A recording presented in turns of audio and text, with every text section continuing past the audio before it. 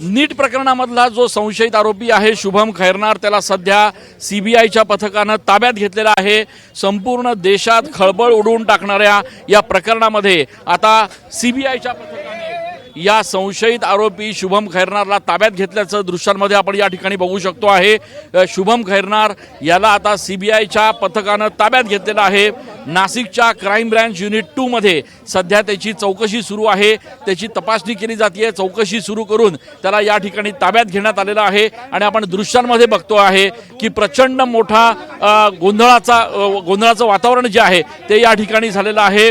इथले पोलीस अधिकारी आहेत, कर्मचारी आहेत आणि त्यासोबतच 4 वरिष्ठ सीबीआयचे जे अधिकारी आहेत ते या ठिकाणी दाखल झालेले आहेत आणि त्या अधिकाऱ्यांच्या माध्यमातून या ठिकाणी हा संशयित आरोपी शुभम खैरनार याची चौकशी सध्या क्राईम ब्रांच युनिट 2 मध्ये सुरू आहे। संपूर्ण देशाला हादरून सोडणाऱ्या या नीट प्रकरणामध्ये शुभम खैरनार हा संशयित आरोपी आहे आणि अशी देखील माहिती आहे की या सगळ्या प्रकरणामध्ये जी पेपरफुटी झाली त्या पेपरफुटीमध्ये याची प्रमुख भूमिका होती। एवढंच नाही तर एक पेपर एकीकडनं घेऊन दुसरीकडे देण्याची मध्यस्थाची भूमिका जी आहे ती शुभम खैरनार यानं बजावली होती आणि त्यामुळेच याला या ठिकाणी आता सीबीआयच्या ताब्यात दिलं जात आहे।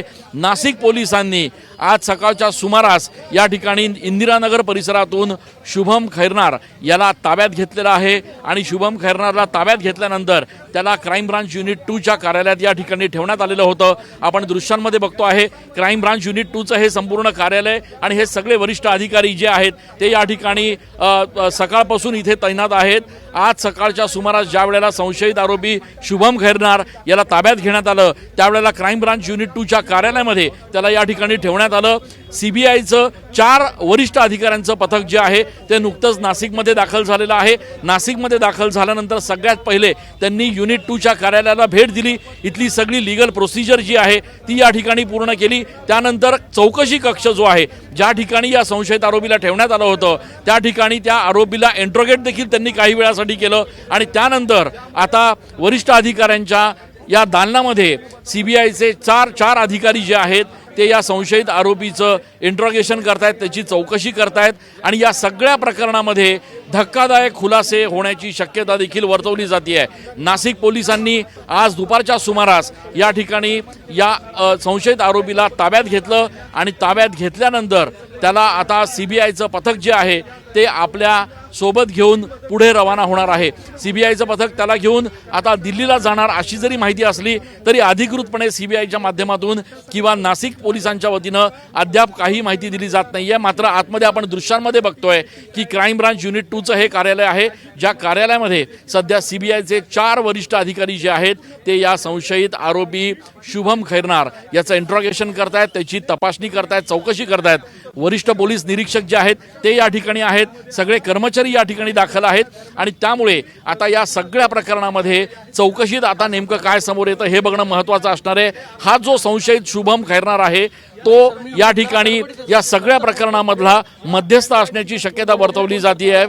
जे पेपर फुटले ते पेपर 10 लाख रुपयांना घेऊन 15 लाख रुपयांना विकण्याचा कारभार जो आहे तो या शुभम खैरनारच्या माध्यमातून झाला अशी देखील सूत्रांची माहिती आहे आणि यासोबतच काही इंस्टाग्रामवर देखील सोशल साईट्सवर देखील या संशयित आरोपीनं हे जे पेपर फुटलेले होते ते या ठिकाणी स्प्रेड केले, ते व्हायरल केले अशी देखील एक शक्यता आहे। या सगळ्या पार्श्वभूमीवर आता शुभम खैरनार याला सीबीआयच्या पथकानं ताब्यात घेण्याची प्रक्रिया सुरू केलेली आहे।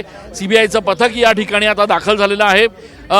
क्राईम ब्रांच युनिट 2 चे वरिष्ठ अधिकारी जे आहेत ते या ठिकाणी दाखल आहेत आणि त्यामुळे आता या ठिकाणी ही चौकशी झाल्यानंतर, ही इंट्रोगेशन झाल्यानंतर हे सगळे सीबीआयचे जे अधिकारी आहेत ते आता शुभम खैरनार संशयित जो आरोपी आहे शुभम खैरनार याला आपल्यासोबत घेऊन जाणार असल्याची माहिती मिळते आहे। आपण बघतोय की वरिष्ठ पोलीस निरीक्षकांचा हा कक्ष आहे आणि या कक्षामध्ये आतमध्ये सीबीआयचे अधिकारी जे आहेत ते शुभम खैरनार याचा ताबा घेऊन त्याचा इंट्रोगेशन करतायत, चौकशी करतायत आणि थोड्याच वेळात त्याला या ठिकाणून चौकशी झाल्यानंतर सीबीआयचे जे अधिकारी आहेत ते आपल्या सोबत घेऊन जाणार आहेत। या सगळ्या प्रक्रियेमध्ये आता तपासाअंती नेमकी आणखी कोण कोण नावं समोर येतात, काय काय अजून धक्कादायक माहिती याच्यात समोर येते हे बघणं महत्त्वाचं असणार आहे। कॅमेरा पर्सन आकाश शेवलेसह मी चंदन पूजा अधिकारी, TV9 मराठी।